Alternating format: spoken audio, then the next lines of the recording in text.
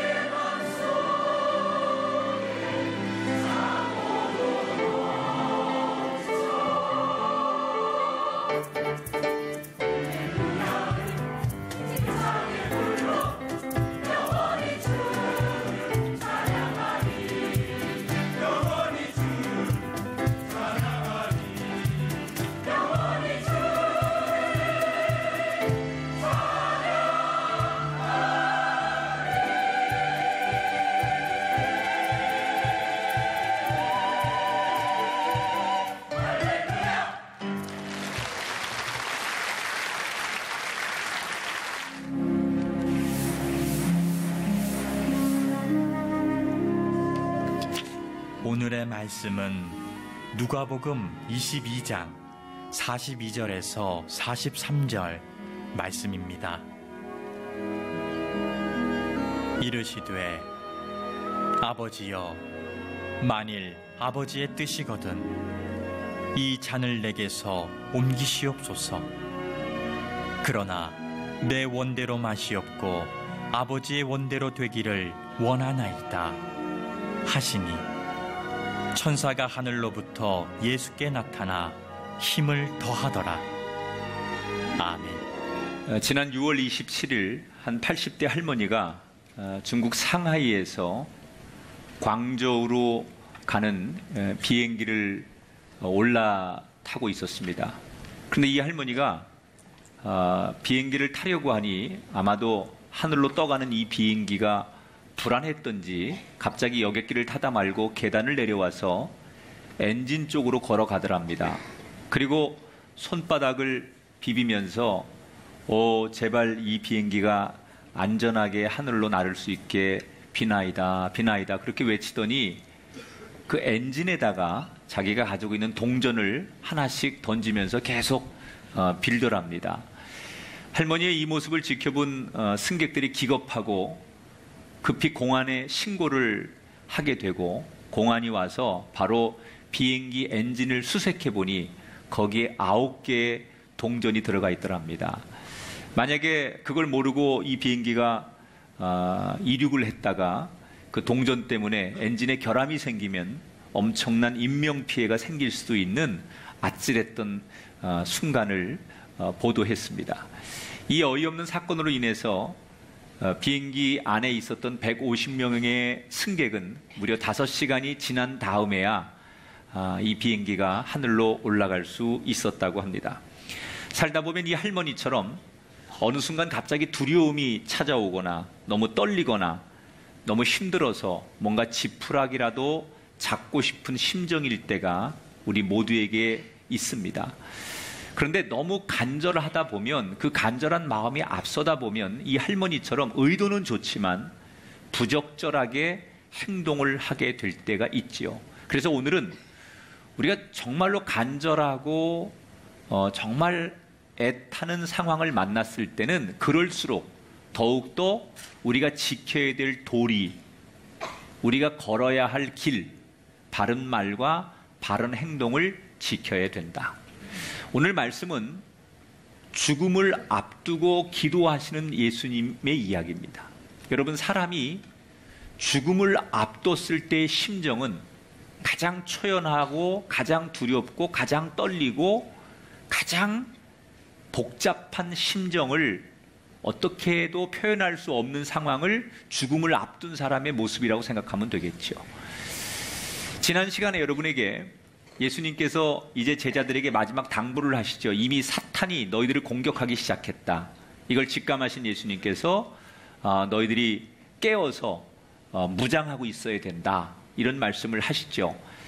마지막 식사를 하는 도중에 가룟 유다가 슬쩍 자리를 떠서 어디론가 가버리게 되고 그렇게 어수선한 가운데 식사를 마치시고 나서 오늘 이야기는 다시 시작이 됩니다. 39절에 이렇게 소개하죠. 예수께서 나가사 습관을 따라 감람산에 가심에 제자들도 따라갔더라. 여러분, 이상한 게 하나 있죠. 다른 데서는 예수님께서 마지막 기도하시는 산이 겟세마네 산이에요. 그런데 왜 누가복음에서는 감람산이라고 할까? 이상하지요. 똑같은 산이에요. 하나는 아람어고 하나는 그리스어예요. 이 누가복음을 기록한 누가라는 사람은 의사지요. 이 사람은 누가복음을 집필할 때 가능하면 유대인들 말고 이방인들도 이 예수님의 이야기를 알고 읽었으면 좋겠다. 그래서 이방인들을 배려하느라고 이방인들이 들어서 공감할 수 있는 언어를 많이 썼어요. 그래서 일부러 이방인들이 쉽게 들을 수 있는 감람산이라는 용어를 쓴 거예요. 그러니까 같은 산이에요. 겟세마네 산과 왜 여기서는 똑같은 사건을 이렇게 말하는데 여기서는 지명이 다르냐? 이거는 같은 건데 저자가 배려해서 그렇게 쓴 것이다. 자, 그런데 여기 보니까 예수님께서 습관을 따라서 감람산에 가셨다. 이게 무슨 얘기냐? 예수님이 지금 예루살렘에 방문하신 것은 처음이 아니에요. 지난 3년 동안 많이 예루살렘을 방문하시곤 했었어요. 그런데 예수님의 그 생활 패턴이 있어요. 예루살렘에 오시면 꼭 식사를 마치면 예수님은 저녁에 감람산에 들어가서 기도하시는 거예요. 요즘 말하면 산기도, 철야기도 늘 예수님이 하셨다는 거예요. 그러니까 이거를 제자들은 다 알고 있는 거예요. 예수님과 늘 같이 다니니까. 그리고 제자 가운데 가룟 유다도 이걸 알고 있는 거예요. 그래서 아까 마지막 식사를 하는 다락방에서 슬그머니 없어진 가룟 유다는 지금 어디가 있을까요? 대제사장들에게 가서 우리 예수님은 예루살렘에 오면 식사를 마치면 늘 습관적으로 감람산에 가서 기도하시니까 오늘 밤이 우리 선생님을 체포하기에 가장 좋은 타이밍이다. 낮에 사람들이 많은 데서 예수님을 체포하다가 괜히 폭동이 일어날 수 있는데 오늘 저녁에는 예수님과 제자들 몇 명밖에 없으니 사람들 눈을 피해서 오늘 밤이 예수님을 체포하기에 가장 좋은 시기일 것이다. 이렇게 밀고를 하러 지금 가룟유다는 가 있는 거예요. 그런데 중요한 것은 예수님이 이 모든 내용을 다 알고 계셨다는 거예요. 내가 지금 감람산에 가는 것을 밀고 하러 간 가룟유다나 오늘 밤에 나한테 일어날 일을 예수님은 다 알고 계셨어요. 그런데 어떻게 해요? 예수님께서 습관을 따라서 오늘도 여전히 감람산에 제자들과 함께 기도하러 가셨다. 여러분, 우리 같으면 어떻게 할까요? 내가 예수님이라면 여러분 어떻게 하겠습니까? 우리는 지혜라는 말을 떠올리면서 괜히 오늘 내가 감람산에 가면 체포당할 거고 어려움을 당할 테니까 오늘은 지혜롭게 집에서 기도하고 이 어려움을 한번 피해보자. 뭐 이런 마음이 들 수 있지 않겠습니까? 어떡하든지 내게 닥칠 어려움이 있는 줄 알면서도 그 길로 가지 않는 게 인간의 마음이지 않겠습니까? 그런데 예수님은 어려운 줄 알지만 나한테 무슨 일이 벌어질 줄 알지만 그 길을 피하지 않고 그 길을 향해 직진하셨어요. 이게 예수님과 우리가 다른 거죠. 이게 나에게 주어진 사명이기 때문에 이 길을 피할 수 없다고 생각하시고 주저함 없이 문제를 피하지 않고 그 문제를 직면하는 태도. 이게 예수님의 가르침이에요. 자, 예수님이 드디어 감람산에 도착하셨습니다. 그리고 제자들에게 이렇게 말하죠. 40절 41절에 보니까 그곳에 이르러 시험에 들지 않기를 기도하라 하시고, 이게 무슨 얘기냐면 제자들에게 감람산 입구에서 너희들 여기서 기도해라. 그러면서 기도 제목을 주셨어요. 무슨 기도 제목을 주셨느냐? 오늘 밤 너희들이 기도해야 될 제목은 시험에 들지 않게 해주세요 라고 기도해라. 자, 예수님이 제자들에게 너희들 나를 위해서 기도해달라, 아니면 내일 벌어질 이런 일들이 있으니까 이런 걸 위해 기도해라, 이렇게 말씀하지 않고 너희들이 너희 자신을 위해 기도하는데 시험에 들지 않게 해달라고 하나님 앞에 기도해라, 이렇게 기도 제목을 줬어요. 왜 예수님이 제자들에게 그런 기도 제목을 주셨을까요? 자, 지금 제자들은요, 요 감람산에서 예수님이 체포당하기 직전까지도 제자들이 생각하는 예수님은 어떤 분이냐? 내일 아침에 예루살렘 광장에서 수십만 수백만의 인파를 모아놓고 여러분, 내가 여러분이 기대하는 새로운 나라를 만들겠습니다. 내가 유대인의 왕이 되겠습니다. 로마와 맞서 싸우겠습니다. 나를 왕으로 인정하고 따르십시오. 내가 여러분들이 원하는 새로운 나라를 만들겠습니다. 그리고 왕이 되어서 새로운 정권을 만들 거라고 생각하는 거예요. 그래서 그 밤에 누가 국무총리 할 거냐, 누가 장관 할 거냐 가지고 자기들끼리 티격태격 싸웠던 거예요. 아직도 제자들 마음속에는 그런 기대와 그런 흥분이 있는 때예요. 그런데 예수님은 내가 조금 뒤에 가룟유다의 배신 때문에 로마 병정들에게 체포당하는 모습을 제자들 앞에서 보여줘야 돼요. 그러면 이 예수님이 무력하게 체포당하는 모습을 보면서 제자들이 무슨 생각을 할까요? 자기들이 기대했던 예수님, 자기들이 상상했던 예수님은 능력 있는 예수님이에요. 그동안 3년 동안 쫓아다니면서 자기들이 봤던 예수님은 능력의 주님이에요. 못할 것이 없는 분이에요. 기도만 하면 안 되는 게 없는 분이에요. 어떤 누구와 논쟁을 하시고 가르침을 주고 토론하고 뭘 해도 한 번도 주눅든 적이 없고 탁월한 언변과 논리와 능력을 가지고 리더십에 있어서는 부족함이 없는 분이 자기들이 알고 있는 선생님이에요. 그런데 그 유능하고 그 능력 많은 예수님께서 병정들에게 무력하게 끌려서 체포당해서 질질 끌려가는 모습을 볼 때 제자들은 혼란스러운 거예요. 우리가 지금까지 봤던 우리의 선생님 예수님은 어디 갔단 말이냐? 왜 능력 많고 탁월하고 뭐 하나 부족함이 없고 두려움이 없는 예수님이, 우리 선생님이 이렇게 오늘 밤은 무력하게 끌려갈 수밖에 없느냐. 그리고 그들은 헷갈리기 시작하는 거예요. 그러면서 소위 예수님에 대한 불신앙이 생기겠죠. 그러니까 예수님은 이 제자들이 일어날 일에 대한 것을 다 알고 계시기 때문에 너희들이 내가 이렇게 무력하게 끌려가는 것을 볼 때마다 보면서 나에 대한 믿음이 없어지게 되고, 어떻게 하나님의 아들인 예수님이 저렇게 무력하게 십자가에 죽을 수 있는가, 이런 자괴감 때문에 예수님에 대한 불신앙이 생기게 될 것이다. 그러니 너희들 스스로가 내가 시험에 들지 않게 해달라고 하나님 앞에 기도해라, 이렇게 말씀하신 거예요. 그리고 예수님은 제자들을 거기 놓고 기도 제목을 주고 조금 더 떨어진 곳으로 들어가서 혼자 열심히 기도하셨어요. 저는 여기서 여러분, 우리가 한번 예수님의 심리적인 면을 한번 생각해 보세요.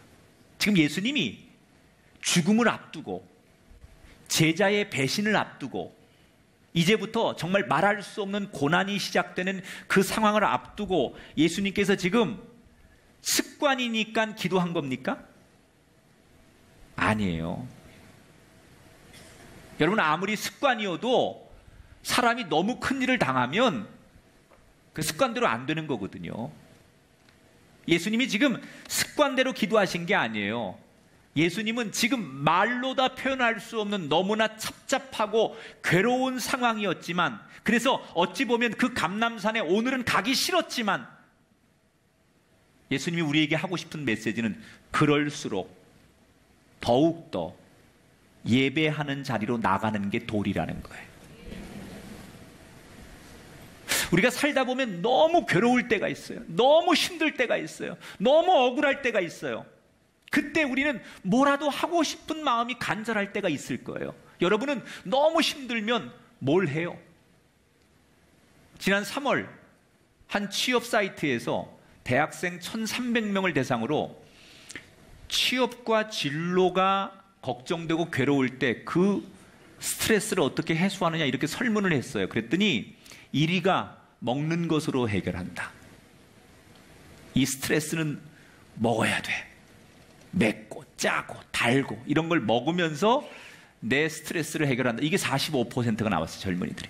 2위가 영화, 공연, TV 이런 것을 보면서 스스로 이 괴로움을 잊어버리려고 한다. 이게 2위예요. 3위가 조금 더 노력하자. 이게 3위고 4위가 술을 마신다. 이게 4위예요. 여러분, 이게 대학생들만 그렇겠어요? 우리가 너무 힘들면 그 힘든 상황을 잊어버리기 위해서 뭔가를 자꾸 의지하고 싶어 한다는 거죠.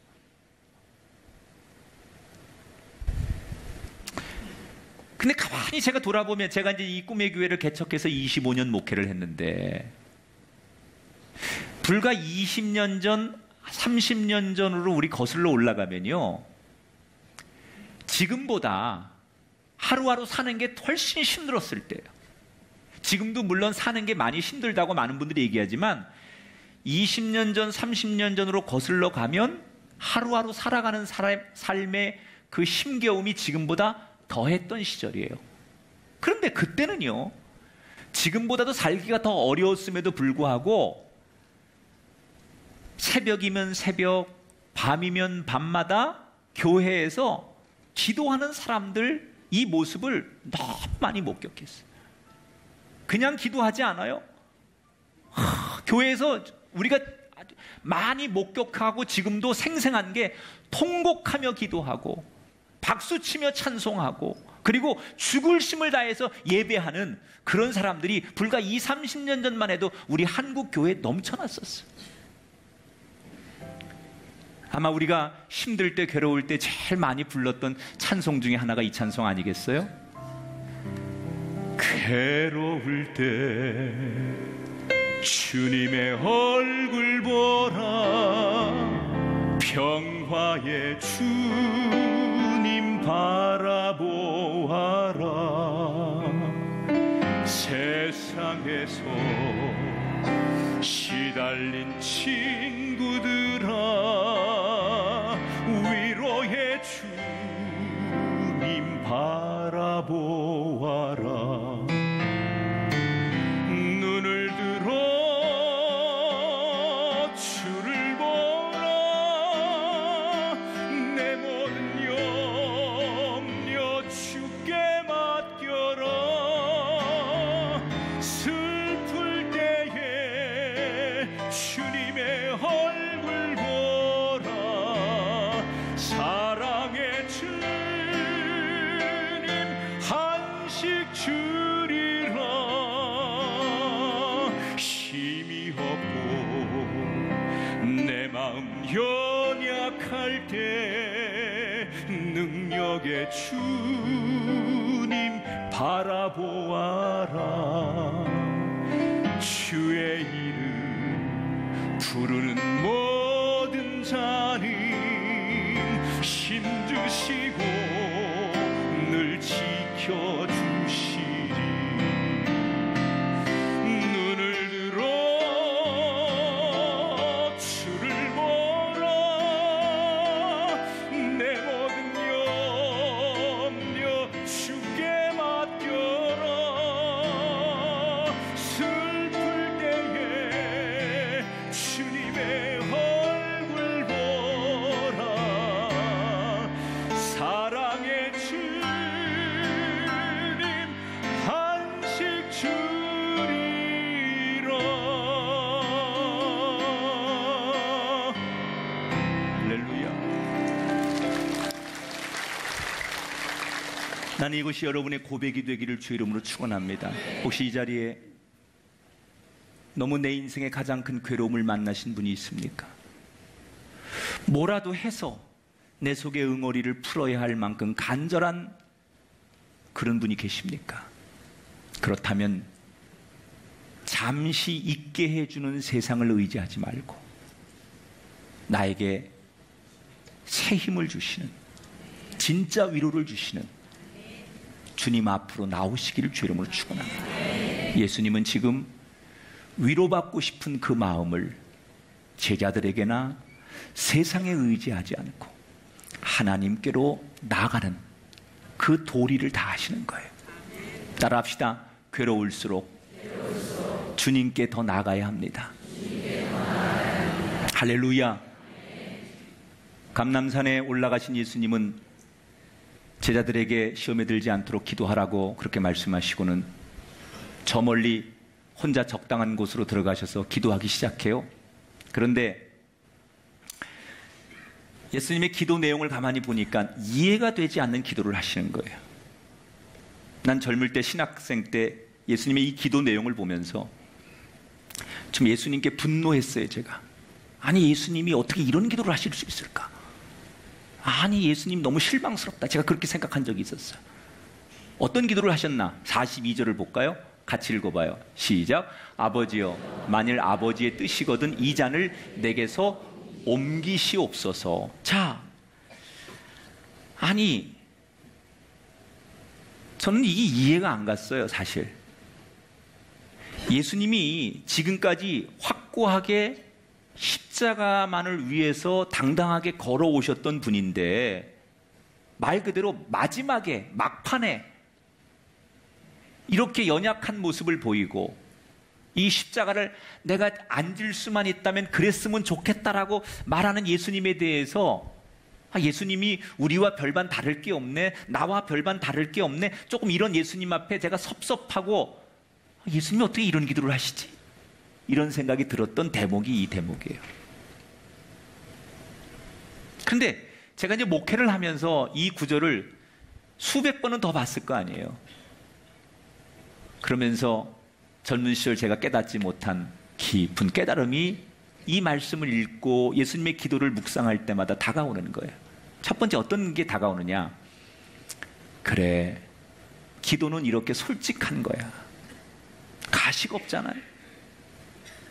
여러분, 우리가 기도할 때 너무 미사여구나 형식이나 그리고 뭔가 이런 언어를 써야 된다거나 이런 표현을 해야 된다라고 하는 게 진실한 기도를 가로막을 때가 있어요.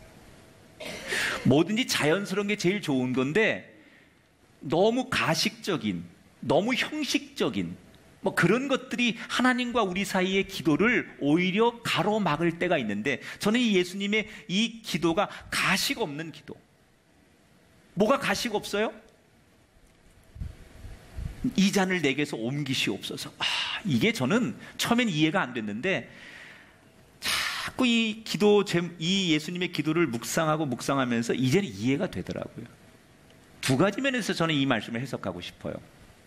첫 번째는 예수님이 사실 인간의 몸을 입고 이 땅에 오셨기 때문에 우리하고 똑같은 신경 조직과 몸을 가진 육체적 고통이 느껴졌을 거예요. 여러분 이거 한번 생각해 보세요. 여러분 수술을 받으시는데 마취의 도움 없이 생사를 찢어서 장기를 끄집어내고 장기를 다 자르고 뭐 한 다음에 다시 마취 없는 상태에서 장기 집어넣고 생사를 꼬매고 이런 과정을 여러분 견딜 수 있어요?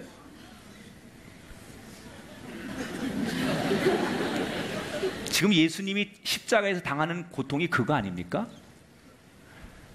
손과 발에 못이 박히고 생살이 찢어져서 그 몸에 피 한 방울 없이 다 흘러내려서 완전히 예수님이 지쳐서 죽는 게 십자가의 형벌이에요.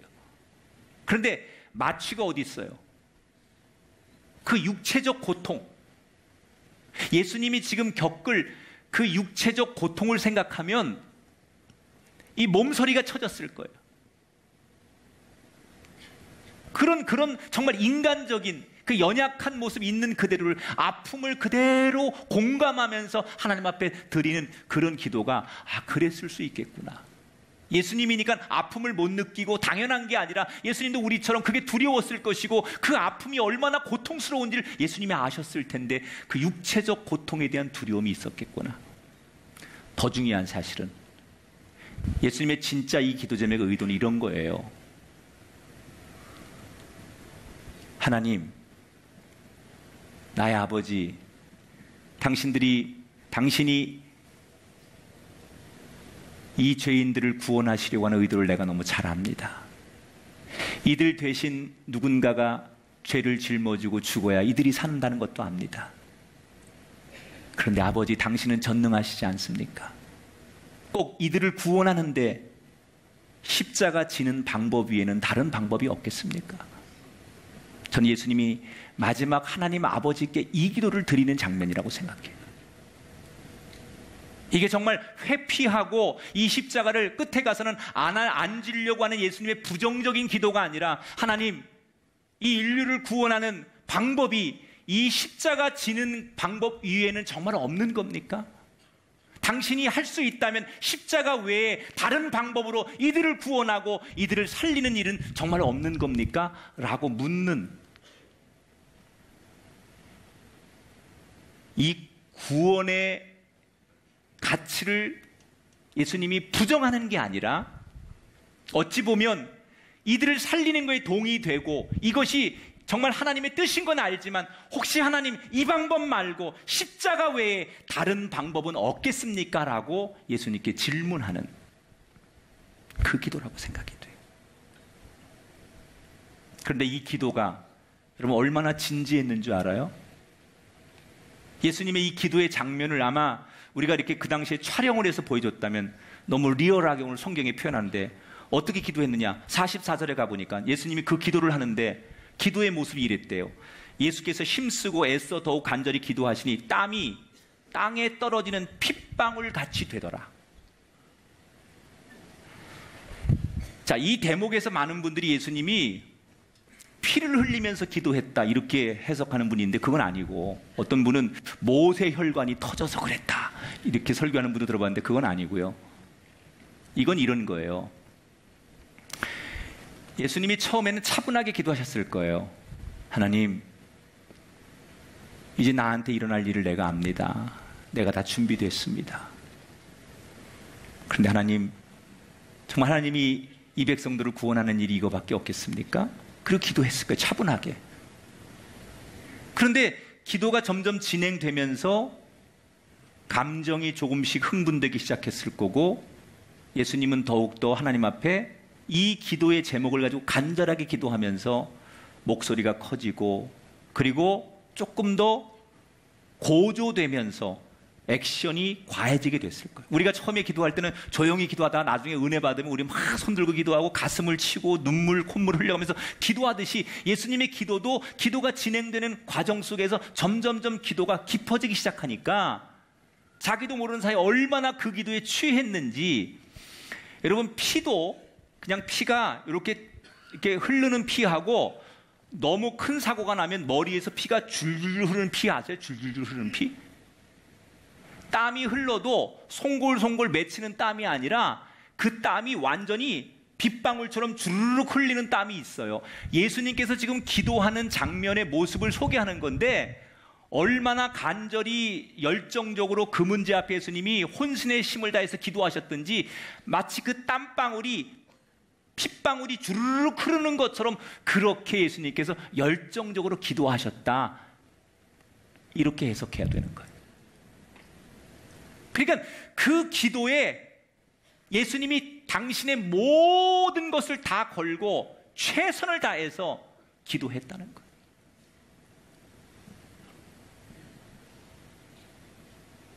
그때가 어느 때예요? 아무도 도와줄 수 없을 때, 너무 답답할 때, 이제 잠시 뒤부터 펼쳐질 그 체포의 과정을 통해서 고통을 당하고 고난당하고 십자가에 죽는 과정, 이걸 다 이미 알고 있는 예수님께서 누구도 나를 도와줄 수 없고 무엇도 의지할 수 없는 그 처절한 그 순간에 예수님이 선택한 건 뭐예요? 더욱 간절히 기도하는 거예요. 어떤 사람은 너무 답답하면 그 답답함을 벗어나기 위해 답답하니까 술을 의지하고 약을 의지하고 사람을 의지하고 그 답답함을 벗어나고 싶으니까. 그런데 예수님은 지금 답답한 그 순간에 뭘 의지하든가요? 제자들의 위로, 사람들이 주는 포도주, 이거로 위로를 받는 게 아니라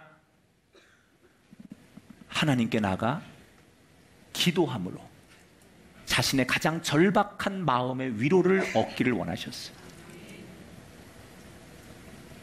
그런데 여기서 중요한 거, 예수님의 기도의 목적은 내 생각을 하나님 아버지께 관철시키려는 의도로 기도하신 게 아니에요. 우리가 지금 드리는 기도의 목적을 가만히 생각해 보면 내 뜻, 내 생각, 내 계획을 하나님께 관철시키는 것이 우리의 기도의 목적인 줄 알아요.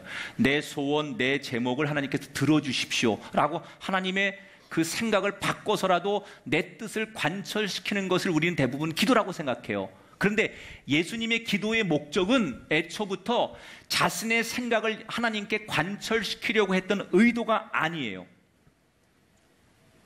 보세요. 42절에 보니까 그러나 내 원대로 마시옵고 아버지의 원대로 되기를 원하나이다. 예수님은 애초부터 내 생각이 이렇습니다, 내 계획이 이렇습니다, 하나님 내 뜻이 이렇습니다, 그러니 아버지 당신이 내 뜻대로 해주십시오, 이게 예수님의 기도의 목적이 아니었다는 거예요.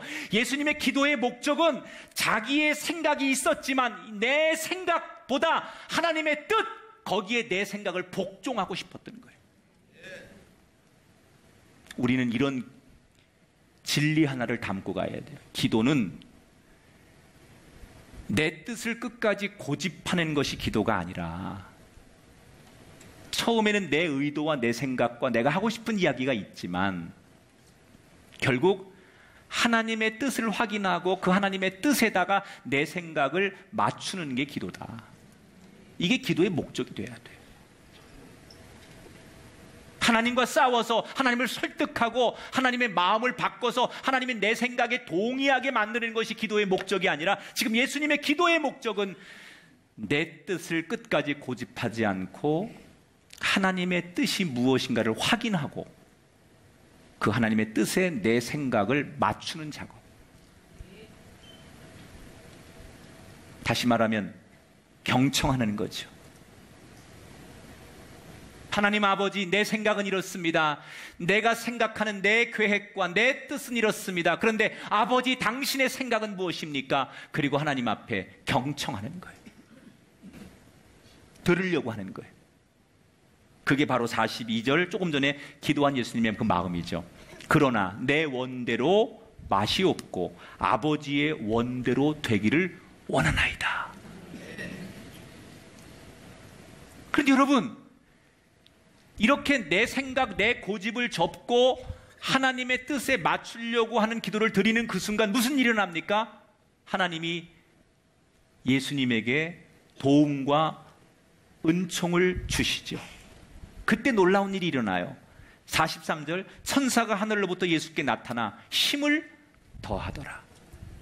예수님께서 내 생각이 이렇습니다. 끝까지 난 내 생각이 이렇습니다. 나는 이 생각 포기할 수 없습니다. 하나님, 당신이 내 생각대로 동의해 주시고 이렇게 해주셔야 됩니다. 끝까지 싸우는 게 아니라 내 생각은 이렇습니다. 그런데 당신의 생각은 무엇입니까? 라고 물었고, 그 묻는 과정을 통하여 그 하나님의 음성을 듣는 그 순간 경청하기로 시작했더니 하나님께서 어떻게 해요? 예수님께 새 힘을 주시는 거예요. 천사가 하늘로부터 나타나 힘을 예수님께 더해 주더라. 이 자리에 계신 여러분에게 이렇게 묻고 싶어요. 예수님에게 임했던 감람산의 하나님의 은총의 손길이 필요하신 분이 계십니까? 나도 그 하나님의 위로의 손길, 하나님의 축복의 손길, 하나님의 도움의 손길이 필요한 인생이 계시다면 여러분, 지금 여러분이 해야 될 일은 그 답답한 문제 앞에, 고통스러운 문제 앞에 내 생각은 이런데요 라고 고집하지 마시고, 하나님, 당신의 뜻은 어디 있는지 내가 알기를 원합니다. 세미한 하나님의 음성을 듣기를 시작할 때 하나님의 응답이, 하나님의 위로의 손길이 예수님에게 임했던 것처럼 여러분에게도 임할 줄 믿습니다. 인생을 실패하는 사람들의 대부분 공통점은 의외로 자기 고집이 너무 강하다는 거예요. 2차 세계대전 때 그 당시 독일군의 군사력은 당시 유럽에서 이길 자가 없었답니다. 그래서 많은 군사 전문가들은 객관적인 전력으로만 보면 독일은 어떤 전쟁에서도 이겨야 정상이었다는 거예요. 그런데 독일이 결국 왜 패하느냐? 전문가들의 여러 가지 분석 중에 하나는 그 원인이 히틀러에게 있었는데, 히틀러는 결정적인 순간에 그 참모들의 전문적인 분석과 의견을 무시한다는 거예요. 그리고 자기 고집대로 작전을 짜고 자기의 감성대로 결정을 한다는 거예요. 그런데 이게 전세가 불리해지면 불리해질수록 히틀러의 이 고집과 아집이 점점 심해졌기 때문에 오히려 그것이 독일군을 더 불리하게 만들었다. 그래서 2차 세계대전 때 그 막강한 전투력을 가지고 있으면서도 독일은 패망할 수밖에 없었다. 이게 군사 전문가들이 내놓는 의견이에요.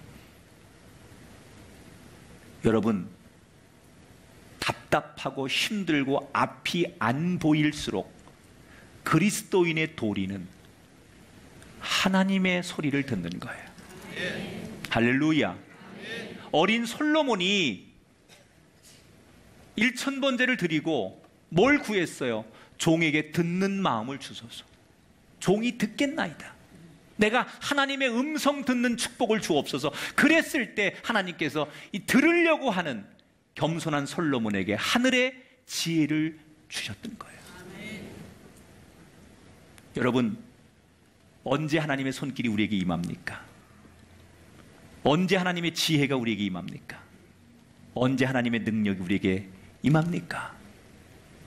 내 소리만을 고집하는 순간이 아니라 하나님의 뜻에 내 생각을 맞추려고 하나님의 소리에 경청하려고 하는 순간, 그때 하나님의 놀라운 힘을 천사를 통해, 성령을 통해, 목자를 통해 여러분에게 부어 주실 줄 믿습니다. 여러분, 너무너무 고통스러울 때 오히려 그때는 들으려고 하십시오. 하나님의 음성을 들으려고 하는 여러분에게 예수님에게 임했던 천사의 돕는 손길이 임할 줄 믿습니다. 자, 이렇게 예수님이 혼자 정말 핏방울을 흘리는 것 같은 모습으로 기도하시고 하나님의 소리에 귀를 기울이고 그리고 기도의 자리에서 일어나시죠. 그리고 제자들에게 가셨어요. 다시. 아까 제자들에게 뭐라고 부탁하셨죠? 시험에 들지 않도록 너희들 기도하고 있어라, 이렇게 부탁하셨어요.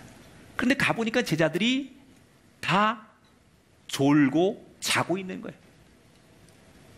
참, 여러분, 예수님의 마음을 알아주지 못하는 이 제자들을 보는 예수님의 그 서운함, 이게 느껴집니까? 지금 무슨 일이 일어날 줄 모르고 여전히 3년을 가르친 제자들이, 가장 옆에 있었던 믿을 만한 제자들이 이 밤에 무슨 일이 일어날 줄도 모르고 지금 깨어있지 못하고 기도하지 못하고 자고 있는 이 한심한 제자들을 보면서 분노와 허망함과 이 제자들을 향한 실망감이 솟아올라야 되지요. 그런데 예수님이 어떻게 하세요? 그 제자들을 조용히 깨우시고 이해하세요. 그리고 그냥 다독거리세요. 만약에 여러분, 예수님이 니들을 내가 데리고 가느니 혼자 간다, 다시는 따라오지 마, 그랬으면 그 다음 얘기가 없는 거예요. 그런데 용납하시고 이해하셨기 때문에 그럼에도 불구하고 그 제자들을 데리고 가는 거예요. 그런데 그 제자들을 막 깨우고 있는데, 속상하지만 그 제자들을 막 깨우고 있는데 저쪽에서 칼을 들고 몽둥이를 들고 한 무리가 예수님이 있는 쪽으로 우르르 오기 시작하는 거예요. 근데 그 맨 앞에 누가 있느냐? 익숙한 얼굴이 있어요. 가룟 유다예요. 점점점 그 무리들이 칼을 차고 무기를 들고 예수님 앞으로 다가오니까 맨 앞에 있는 가룟 유다를 향해서 예수님 뭐라고 그래요? 48절에 유다야, 내가 입맞춤으로 인자를 파느냐? 이 말은 가룟 유다야, 네가 내 입에 손등에 키스하고 입맞추면서 이 사람들한테 사인을 주려고 하는 걸 내가 아는도다. 왜 이야기 예수님이 하실까요? 유다에게 이 나쁜 놈, 배신자, 저놈을 죽여라, 뭐 이런 의도로 얘기하신 게 아니죠. 네가 내 손등에 입맞춤으로 나를 팔려고 하는 것을 나는 알고 있도다 라고 예수님 먼저 말씀하시는 의도는 가룟 유다에게 마지막 순간까지 그가 돌이키고 회개하고 잘못을 알기를 원하셨던 거예요. 그런데 그렇게 안 하죠, 가룟 유다가.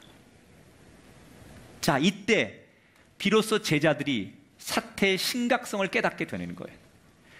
사실 제자들이 예수님이 십자가의 고난을 받는다라는 것을 언제 아느냐? 요때 아는 거예요. 요 전까지는 제자들은 전혀 상상을 못해. 예수님이 십자가 얘기하고 고난 얘기하고 이 얘기할 때 이게 무슨 다른 나라 얘기라고 생각하고 자기들과 아무 관련이 없다고 생각하고 도대체 예수님이 무슨 얘기하시는 거야? 이렇게 생각하고 있었는데 비로소 예수님이 뭔가 지금 굉장히 위험한 상황에 놓였다라는 것을 직감적으로 알기 시작한 때가 바로 요때부터예요. 칼을 찬 군사들이 예수님을 잡아가려고 하니까 제자들이 동시에 일어나가지고 선생님을 저희가 지키겠습니다. 그리고 앞에서 준비한 검 2자루를 그리고 몽둥이를 들고 예수님을 딱 호위하면서 어떤 놈이든지 우리 선생님 잡아가는 날 요절날 줄 알아 뭐 이러면서 그들과 옥신각신하고 한바탕 싸움이 벌어진 거예요. 그런데 그 중에 한 제자가, 칼을 들고 있던 제자가 막 혈기를 부리면서 어떤 놈이든지 우리 선생님을 잡아가려고 하면 용납치 않을 거야 그러고 칼을 휘두르다가 대제사장의 종의 오른쪽 귀를 잘라요. 누가복음에는 그냥 제자라고만 나와, 이름이 안 나와요. 그런데 다른 복음서에는 그가 누구예요? 베드로예요. 자, 이 베드로는 자기 선생님을 끝까지 지키려고 새벽 딱 울기 전에 네가 나를 3번 부인할 거다 예수님이 그렇게 예고하셨는데 뭐라고 그랬어요? 그럴 일은 없습니다. 다른 사람들 다 배신해도 저는 이 DNA상 그게 안 되는 사람입니다. 저는 예수님 곁에 있을 겁니다. 이렇게 장담했던 사람이 베드로예요. 마치 그 말을 보여주기라도 하듯이 칼을 휘두르면서 누구든지 우리 선생님을 잡아가기만 하면 내가 가만 안 둘 거야 그러면서 칼을 휘두르다가 한 사람의 귀를 자르게 돼요. 그런데 바로 그 순간 누구도 생각지 못했던 일이 일어나지요. 자, 51절을 볼게요. 시작. 예수께서 일러 이르시되 이것까지 참으라 하시고 그 귀를 만져 낫게 하시더라. 예수님께서 오히려 당신을 도와주려고 했던 베드로를 비롯한 제자들을 호통을 치시면서 이게 뭐 하는 짓이냐? 그만두어라. 아니, 자기 선생님을 지키고 저 악의 무리들 속에서 예수님의 의로운 예수님을 지켜주는 제자들을 오히려 호통을 치면서 지금 피를 흘리고 귀가 잘려진 그 종의 귀를 치료해주고 고쳐주셨어요. 여러분, 이건 상식적으로 말이 안 되지 않습니까?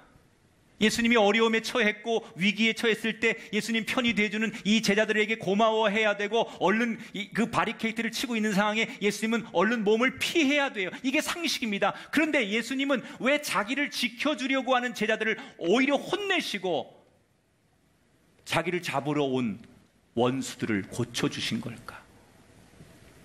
여기서 예수님은 예수님의 마지막 세 번째 도리를 우리에게 가르치시는 거예요. 억울하고 고통스럽더라도 용서해야 된다는 거예요. 이게 예수님의 세 번째 도리예요. 여러분, 지금 예수님의 상황이 어떻습니까? 가룟 유다에게 배신당하고 또 3년 동안 쫓아다니는 이 제자들의 무능함 앞에 실망하고 아무 이유도 없이 그냥 제사장들과 성전의 지도자들이 예수님을 그냥 미워하는 거예요. 무슨 이유가 있는 게 아니에요. 그냥 예수님을 미워서 견디지 못하고 견제하고 라이벌로 생각하고 그들이 그렇게 생각하는 거지 예수님이 그렇게 생각한 게 아니에요. 예수님은 사실 미움 받아야 될 이유가 없는데 그냥 상대가 미워하는 거예요. 그래서 원수처럼 지내는 거예요. 그래서 지금 이 상황까지 온 거예요. 여러분, 예수님은 잘못한 게 없어요. 예수님은 하느라고 했어요. 그런데 이 상황까지 왔다면 예수님으로서 어떻게 해야 될까요? 자신의 모든 능력을 발휘해서 자기들을 괴롭히는 저 무리들을 다 죽이든 벌을 주든 그렇게 하는 게 맞아요. 근데 예수님은 그렇게 안 하셨어요. 예수님의 마음을 여전히 몰라 하는 이 제자들을 한 번 더 용서하고 사랑하셨어요. 그 마지막 그 순간까지도 가룟 유다 그에게 기회를 주고 싶었고 그가 돌이킬 수만 있다면 지금이라도 그의 영혼을 구하고 싶어 했어요. 자기를 죽이려고 칼을 들고 찾아온 그 원수들을 오히려 치료해주고 그들을 보호해 주었어요. 예수님이 지금 너무나 억울한 상황입니다. 그래서 그가 누구든지 간에 끝까지 사실은 예수님은 자신의 입장을 항변해도 누가 비난할 사람이 없습니다. 그런데 그 억울한 상황에서 예수님은 끝까지 어떤 도리를 다하는 거예요? 사랑이라는 도리를 다하는 거예요. 사랑은 내가 할 수 있을 때 하는 게 사랑이 아니라는 거죠. 할 수 없는 상황 속에서 하는 게 용서고, 할 수 없을 것 같은 상황에서 하는 게 헌신이고, 할 수 없을 것 같은 상황에서 하는 게 기도고, 그게 신앙이라는 거예요. 그런데 더 중요한 내용은 뭔지 알아요? 이게 2000년 전 감람산에서 끝난 사건이 아니라 이 예수님의 사랑이 오늘 이 시대를 살아가는 형편없는 우리들에게도 그대로 임한다는 거예요.